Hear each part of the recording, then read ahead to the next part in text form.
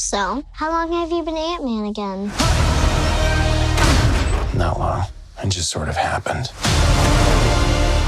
I wish I could fight bad guys like you. I seem to mess it up almost every time. Maybe you just need someone watching your back. Hi.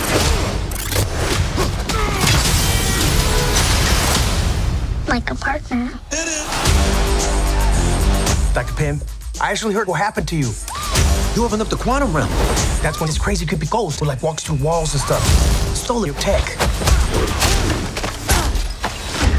And now she wants to take over the world or whatever. Who would have believed that in your hour of need, you would turn to us? Not me. Because we robbed you. Do you remember?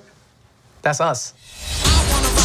The only chance we've got is both of you. Ant-Man and the Wasp teaming up. Follow my lead.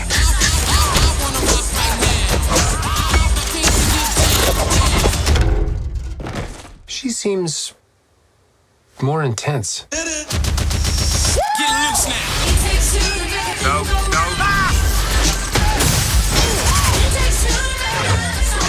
You go low, I'll go high. I have wings. Why would I go low? I'm paid to get down.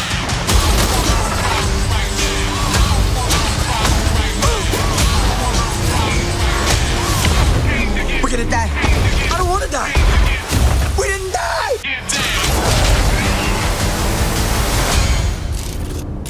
Hey, what'd I miss? We were just tiny.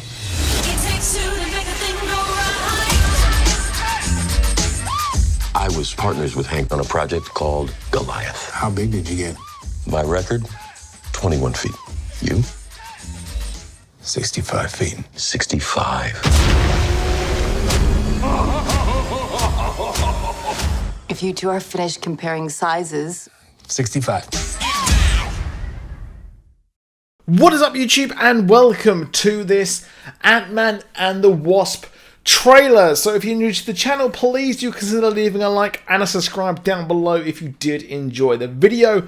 First things first, if you're in the UK, I have some very bad news if you're an MCU fan. We are not getting Ant-Man and the Wasp until a month later. And guess what the reason is? It's because of the World Cup, which I would much rather have Ant-Man and the Wasp in cinemas and not have to avoid spoilers for a month, which, let's face it, it's going to get spoiled straight away, than see England crash out at the group stage. Wow. Just wow. But the upside is that the movie looks really good. So the question is, where the hell was Ant-Man in Infinity War? Well, he was actually under house arrest. Now, the interesting thing here is, right, so this movie actually takes place before the events of Avengers Infinity War. Now, this movie is looking crazy. And it's looking like there's a lot of FBI involved with Scott. He's taken up the mantle of Ant-Man again. And, well, I can't help but wonder, why were these events not referenced? They're referenced in the fact that he was under house arrest after Civil War. He was released by Captain America at the end of the Prelude comic and also the movie as well. So I'm finding it really weird that these events, which in this trailer, they have actually, looks like it's a major event going on, especially with Giant Man looking all kind of, whoa, cool, tall and gangly in the San Francisco Bay Area. Well, why is this not the reason that he is under house arrest? Maybe that's me being nitpicky, but I just find it really odd. But what is curious is that a lot of us were wondering, how is he going to get around the whole thing to do with the house arrest? Well, he has an ant that he has grown to human size that is somehow playing the drums, and he just stuck his tag on that ant while he goes out and does his Ant-Man-y business, which I thought was pretty funny. Now, the film is all about the quantum realm.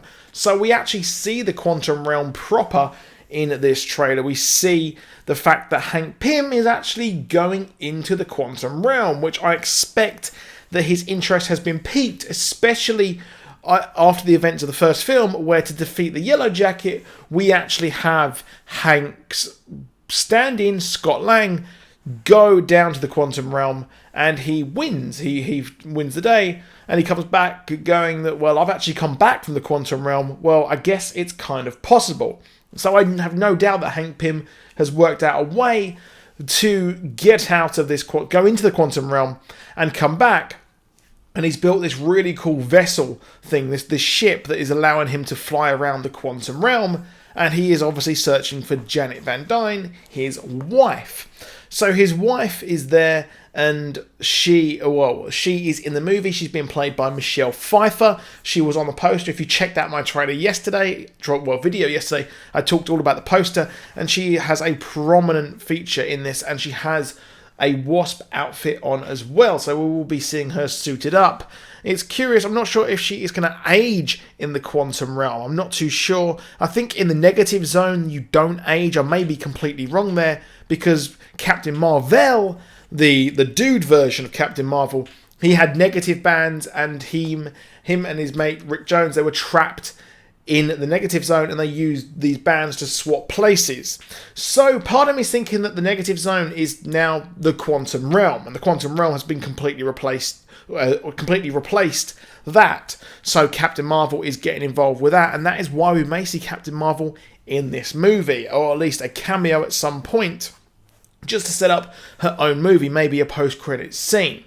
But that is definitely what's going to happen here, and that the quantum realm is being explored a hell of a lot more. Maybe the key to defeating Thanos, perhaps the quantum realm will be a big thing, and part of me is thinking that perhaps even Captain Marvel is actually trapped in this as well, and that she is released at the end of the movie, which is why that pager thing that Nick Fury in the post-credits scene of Infinity War, that was able to actually properly send.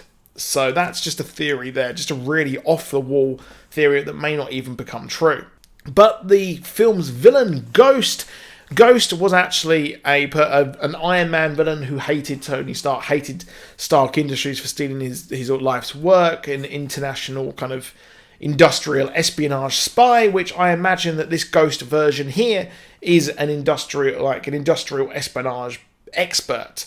And that is what Walter Goggins has maybe hired her to get data, and we actually see her go into the quantum realm bit. So we do see the ship that Hank is going to use, and in this room, which just makes you ultra small and sends you there, well, we see her go into that, and that's probably what gives her powers of being able to phase in and out. So that's definitely where I think that is actually going to come from, and that is her origin in the movie. And she looks super powered in this movie, completely different to the comic book version, where it was actually a device that Ghost created in the comics, and Ghost was actually a dude. So I don't mind this change, to be honest. In this, it's a very kind of obscure character in my opinion.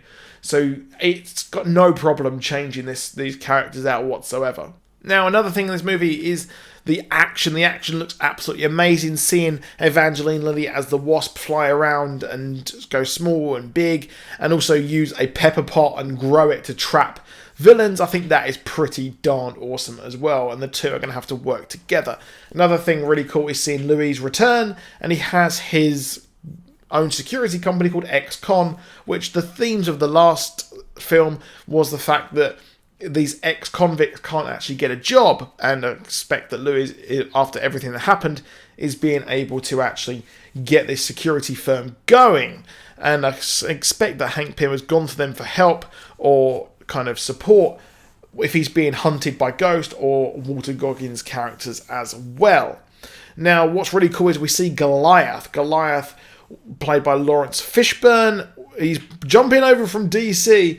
And we had Goliath, who was Giant Man. So we see Giant Man in the movie here going absolutely massive. And Goliath actually helped Hank Pym. So Hank Pym in the comics, he actually got stuck as about 10 feet tall minimum.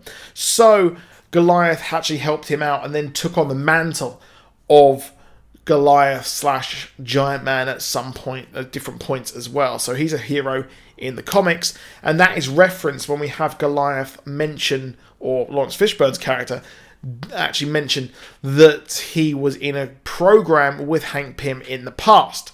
So expect a lot of the Ant-Man history to pop up in different parts and show the past. Hopefully we'll see more flashbacks of Ant-Man in the past, of Hank Pym being that character. I really do want to see more of that. I think that these flashbacks, especially last movie, were really good. And flashbacks, if you watched Iron Fist, we had a flashback to the kind of early Iron Fist wearing the original Iron Fist costume. So I really do like how they do that with flashbacks and acknowledge that there was a history. A lot of these characters do have history in the movies. Now next up we've got Cassie Lang, who was at the start of the movie. We now know that Cassie has been cast, or a older actress has been cast for the role of Cassie Lang in Avengers 4. So Avengers 4 is interesting, namely for the sheer fact that, well, we've had behind the scenes images of the Battle of New York. We have had Ant-Man in these scenes, which is really weird, which could mean that it is either the Reality Stone being used, it is the Time Stone being used, it is the bath system from Civil War that shows everyone memories, or it could be something completely else, something else entirely.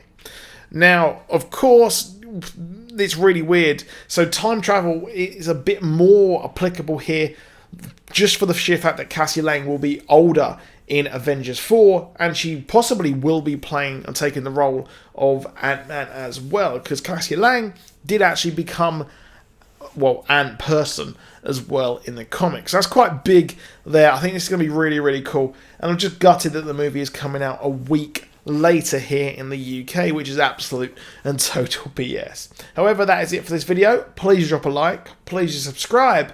I'll see you soon. Goodbye.